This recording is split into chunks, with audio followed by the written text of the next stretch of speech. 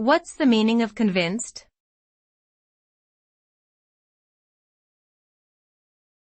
Convinced.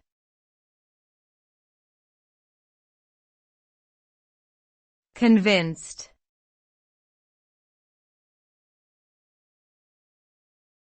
Convinced.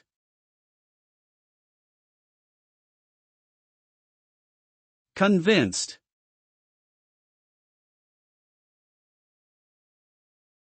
The term convinced means to persuade or assure someone to believe or do something.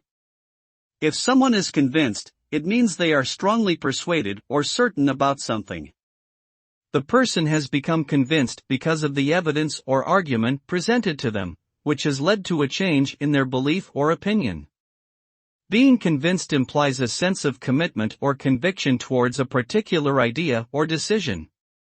Overall, being convinced involves a strong belief or trust in something, which has been formed through careful consideration and understanding.